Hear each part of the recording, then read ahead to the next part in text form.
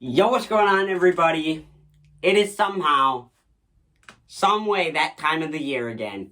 That time of the year when I sit down with you guys and give you my top 10 movies of the year. This is going to be my personal top 10 best movies of 2020. I just gotta be honest, it was a pandemic year. I didn't get to watch as many new movies as I wanted to. A lot of stuff was pushed back, and I just couldn't get to see a couple of the films that I wanted to.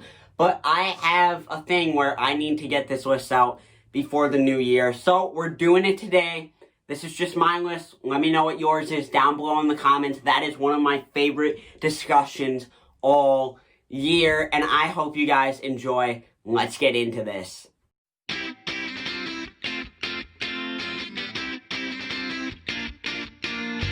So coming in at number 10 is going to be the King of Staten Island. Judd Apatow has fantastic dialogue in this movie.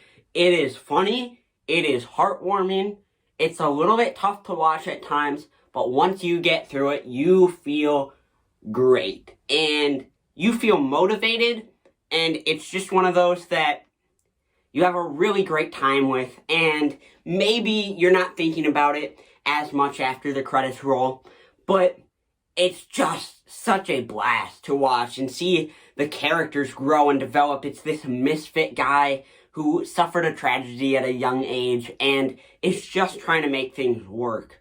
And that is something that is easily relatable and finds a really nice connection with the audience. I love this movie. It comes in at number 10.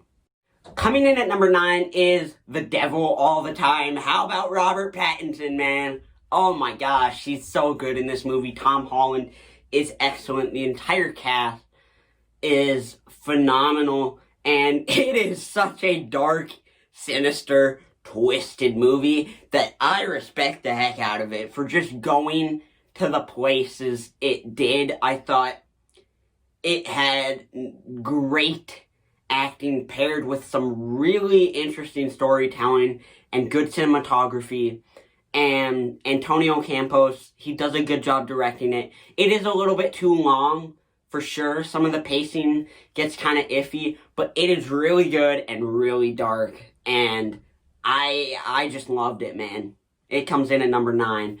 For number 8, we are going with Da 5 Bloods, one of Chadwick Boseman's final performances, and he is spectacular in this. Delroy Linda gives one of the best performances of the year.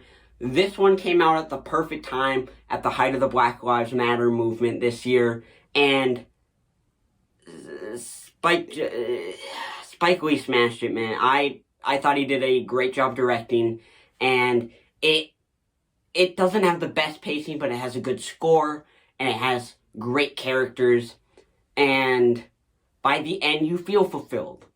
You know, you feel like that was awesome, and I'm happy I watched it, and you keep thinking after the credits. So, Da 5 Bloods comes in at number 8. At number 7 is Palm Springs. One that I wouldn't expect to be on here, a Groundhog's Day film, is making my top 10 of the year. Let's go. Andy Samberg, man.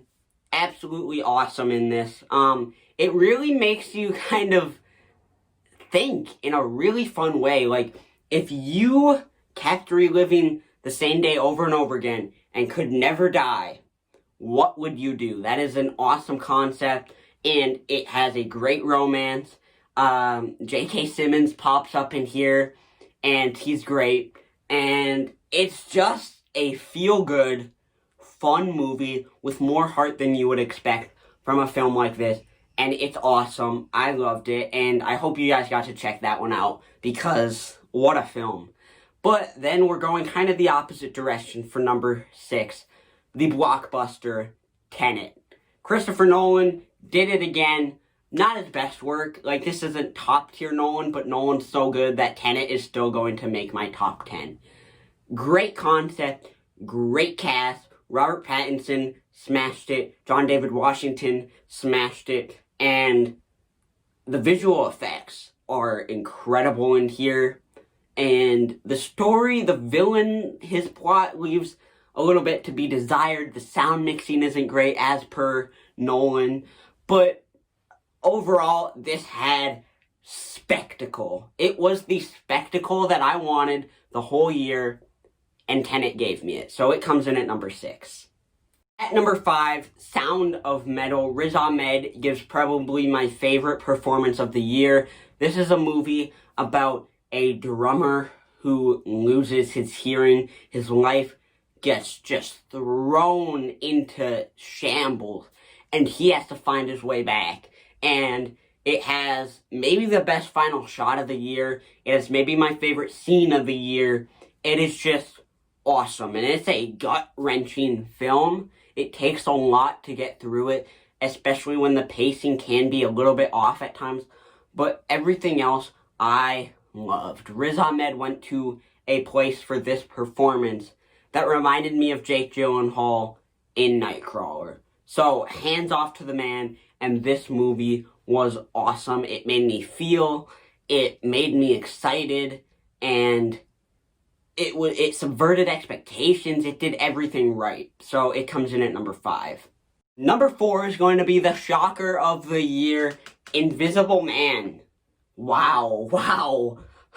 Never in a million years did I expect to love The Invisible Man as much as I did. That movie is awesome. Elizabeth Moss is terrific in it, and it's thrilling without being too scary. It has a gripping story brought to life by great performances. I mean, that restaurant scene, the scene outdoors on the porch, the paint scene, it has that oh my god moments that keep you in it when you should be getting bored of this concept, because the concept shouldn't make for the movie to be as good as it is. And the movie is terrific. So I hope you guys got to check that one out. It comes in at number 4 for me. Number 3 is going to be Soul, Pixar's newest film. I talked about this one in a spoiler-free review. It's great. I love Soul. It doesn't make you feel like Inside Out and Coco would, but it makes you think like no Pixar movie has ever done before. There is probably a 2-minute sequence in this film with no dialogue that hit me harder than anything this year. And that is impressive. Kind of reminds me of Jojo Rabbit with the shoe scene last year. No dialogue, short scene, and it hit me harder than anything. So, great job, Pixar. You knocked it out of the park. You got yourself a number 3. Coming in at number 2, and this is where it can get controversial with my top 2.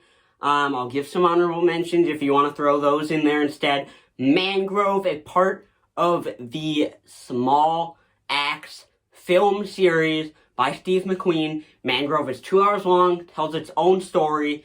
It's a movie, and it's awesome. The acting, everyone does phenomenal. Letitia Wright is incredible.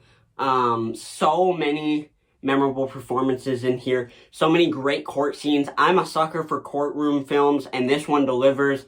The court stuff is absolutely sensational in here. Some of the best that I have seen. It hits harder than Just Mercy did, I would say, because it deals with a totally new culture in a different portion of the world than where I am, and it still made me feel so badly. And then it uplifted me in a way that few films did this year. So I think Mangrove is an excellent movie. Some honorable mentions for this year would be The Way Back with Ben Affleck. He is terrific. I love that movie. Great sports film. Ma Rainey's Black Bottom just missed out.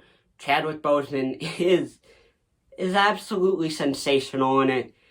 And it made me so sad because we're never going to get another one of his performances, but he is incredible. Viola Davis, that movie deserves more love. Please go and check it out. It just missed it.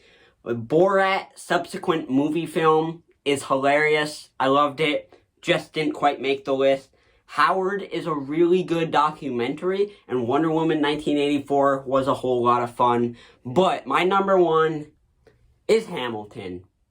Let me hear it down in the comments. Hamilton's not a film. Hamilton's not a movie. You can't put... I don't care, okay? I've watched Hamilton 3 times. It has sparked the most conversation that a piece of media has for me all year.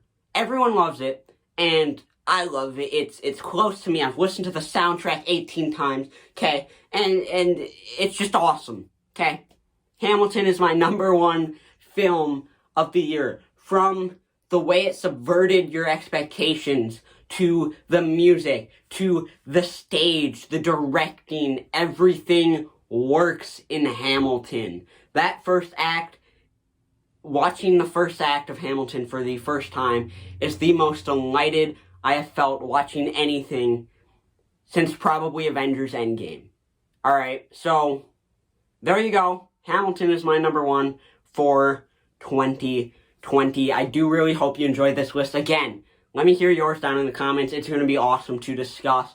And I'm going to be releasing a huge movie watching year in review of everything that I watched this year. Old, new, all of that great stuff. I'll include TV as well. It's going to be awesome. Be on the lookout for that. I'll see you then. Peace.